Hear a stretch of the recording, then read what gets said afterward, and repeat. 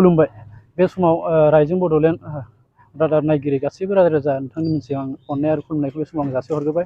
आं बे समाव दङ गलाघाट जिल्लानि सिङाव थानाय नैबे तेलिसाइ होननाय जायगायाव, जि जायगायाव बोसोरफ्रोमबो श्री श्री बिमा लक्ष्मी फुजाखौ बेवहाय फालिबोबाय थायो आरो जोबोर गाजा गोमजायै बेयाव फालिबोबाय थायो। देग्लायबो बिनि माखासे साखाफाराखौ नुनो मोन्दों।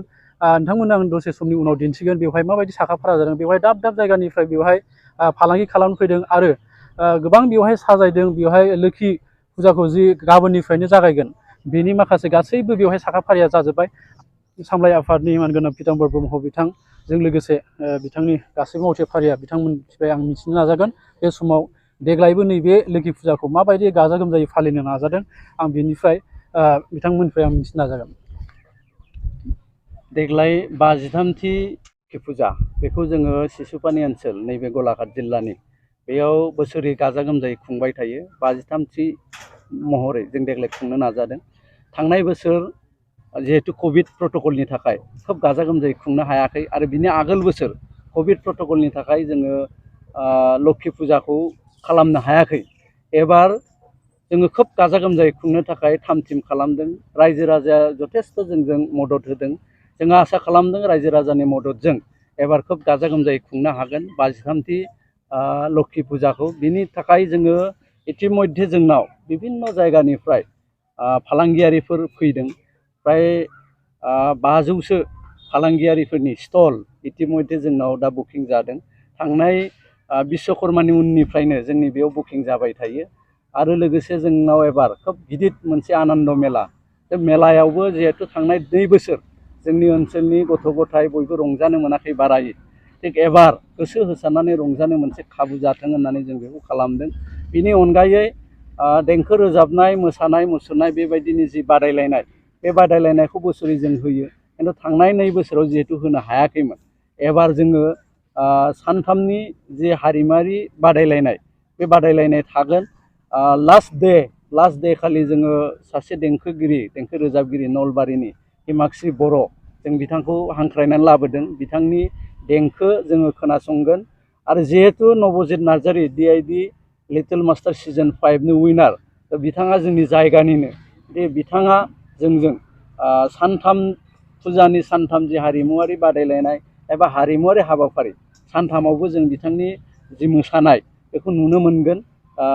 जायगानि हिसाबै जायगायाव नुनाय हयथ' बियो जोंनि थाखाय खोब मोजां जागोन होननानै जों आसा खालामदों। बिनि अनगायै बिभिन्न हारि माहारिनि सुबुंफ्रा जिहेतु जोंजों नांजाबफानानै दङ, बिथांमोननि मोसानाय मुसुरनाय जोङो अपेन मोनसे स्टेज जिहेतु फिल्डनि गेजेराव जों खालामदों। बेयाव बेबायदि हारिमुआरि मोसानाय मुसुरनाय बेयो जाबाय थागोन। थ' बे रोखोमै जोङो खालामदों। सानब्रैनि थाखाय हाबाफारिखौ लादों। गाबोन 9, 10, 11 आरो 12 अक्ट'बर 2022। लोखिखौ जे जेनेबा बेवहाय गायसनगोन बा फज'गोन, बेवहाय बाथौ धोरोमजों जागोन नामा? बेयाव जोंना बिदिनो जायो, बोसोरै बाथौ धोरोमनि बाथौ आर'जजों जोङो बिमा माइनावखौ फज'यो, बिमा माइनावनि मुसुखाखौ। जोंहा मुसुखा फज'नाय हाबाफारिया 7 रिंगायाव जागोन। ओरैनो बेवहाय बर'फ्रा बेसेबांसो दङ जेनेबा? जोंना बर'आ ओरैनो नैबे सिसुपानि जि आनसलिक, बे सिसुपानि आनसलिकआव 65 बर' गामि मैखोमै दङ। जोंनिया फेमिलि हिसाबै नायोबा फ्राय 3000 बर' फेमिलि। जोंहा पपुलेसन हिसाबै 23,000 बर' पपुलेसन जोंनिया नैबे आनसलिकआव। आरो ओरैनो जिल्ला हिसाबै जोंहा 83,000 जोंहा पपुलेसन बर'आ दङ गलाघाट जिल्लायाव। ओरैनोथ' बेवहाय बिराद गाजा गोमजा जायो होननाय खोनायो। बिनिफ्राय बहुद मानसिफ्रानो बेवहाय माने फैयो नायनो। एसांसो माने जाथावथाव एबार नैबे फुजायाव? अन्यान्य बोसोराव जोङो माने सानथ्र'हायै होननानै बुंनांगोन। जों बेखौ खोब माने बिबांजों बुंनो हाया, हिसाबजों बुंनो हाया। सानथ्र'हायै मानसि गुबुन गुबुन जायगानिफ्राय फैयो।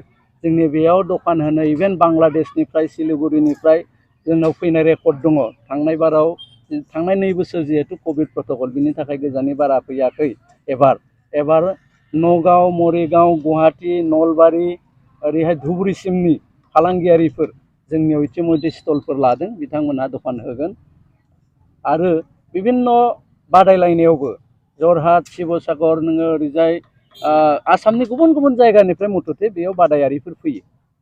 बेवहाय फुजा थिलिया जाबाय। ओमफ्राय मेन स्टेजाव बबेहाय जागोन? मेन स्टेजआ जोंहा खाथियावनो मोनसे गेवलां गेलेग्रा फोथार दङ।